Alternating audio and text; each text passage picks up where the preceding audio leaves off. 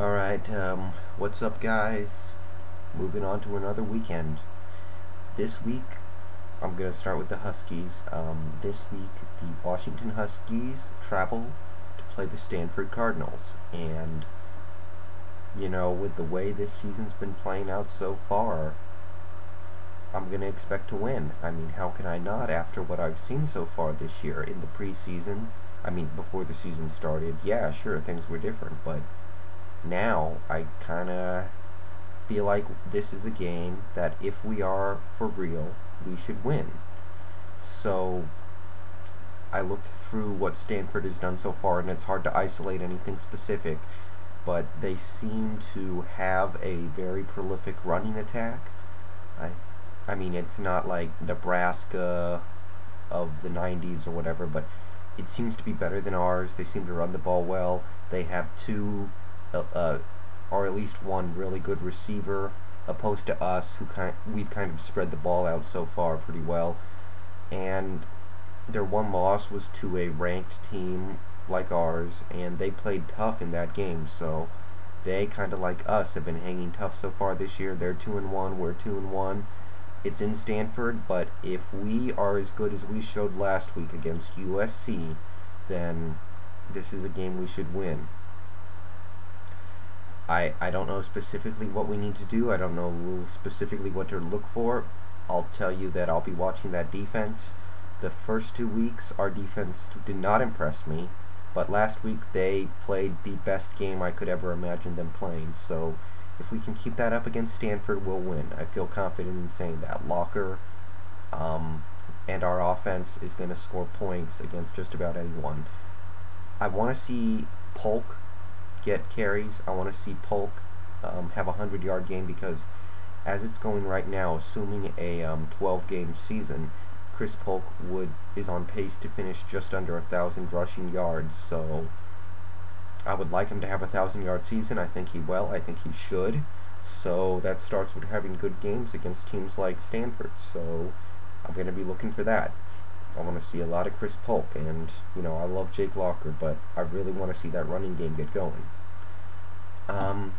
That's really all I can say about that game. So moving on, tonight we had another big upset. South Carolina beat Mississippi. I was rooting for South Carolina. In the long term, I think it helps us, because with Washington, what I'm thinking right now is we're ranked. We're ranked for the first time in like 6 or 7 years. We're number 24, which is awesome. But honestly, I think if we win, we will remain ranked. Now, it's not impossible to imagine that we could win and still fall out of the rankings, but I think if we win, if we keep winning, we'll remain ranked. So, obviously the most important thing is we need a win, but looking at Mississippi falling tonight, they were ranked number 4. They're obviously going to fall, but they're not going to fall out of the top 25. And if anything, South Carolina might jump into the top 25, so that, as of right now, will crowd the top 25 more. But in the long term, South Carolina, if they lose a game, they're going to fall out of the top 25. I mean, this one win against the number 4 team in the nation might skyrocket them into the top 25 as long as they keep winning. But as soon as they lose, they're going to drop right out, and they still have to play Alabama and Florida much later this year. So they're going to fall out. I mean, those 2 games are games they should definitely lose, and they may lose other ones.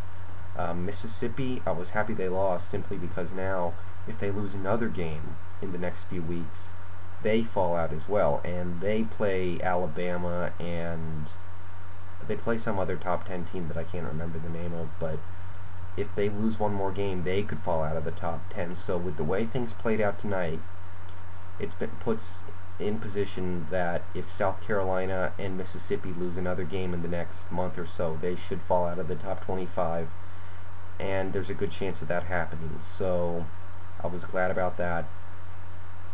Obviously, if Mississippi had won tonight, South Carolina would have no chance at the top 25, but Mississippi would be firmly entrenched in the top 5.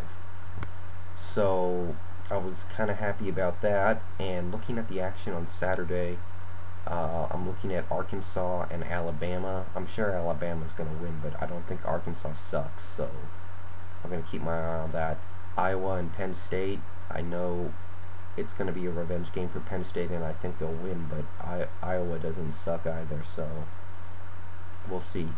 California, Oregon. Oregon showed that they meant business last week, beating Utah, which is a huge accomplishment. Not out of the question for them to beat California, but, you know, I doubt it. What else? Oh, Miami and Virginia Tech, both those teams are ranked. Somebody has to lose, obviously.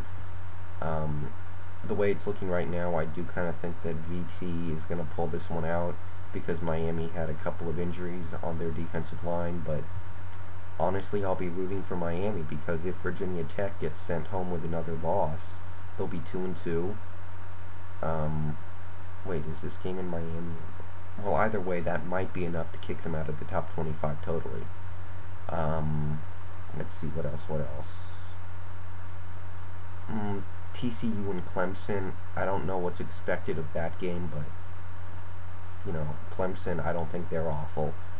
Texas Tech and Houston's interesting. Houston is in the top 25 pretty much because they upset Oklahoma State, and you know, Texas Tech with that offense and all those things that they do, maybe we can get an upset, because if Houston loses to Texas Tech, they're out of the top 25.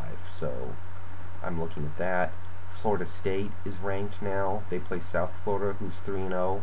I mean, I'm sure Florida State's going to win that game, but you know, I'm not totally sure they deserve to be ranked. They were ranked coming into the year, lost that in the first week by losing to Miami, and you know, now we'll see if they really did deserve it or not. But if they lose, they'll obviously fall out.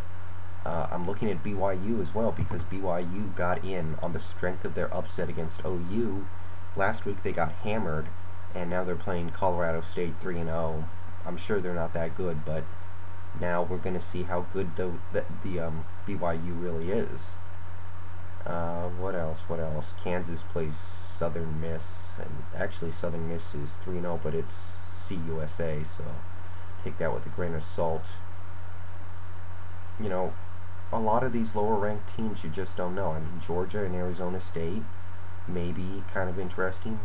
North Carolina playing Georgia Tech, and Georgia Tech was ranked last week, so it's not out of the question that Georgia Tech could knock them off. But if Georgia Tech does win this game, they might get back up in the top 25. So it's kind of a damned if you do, damned if you don't.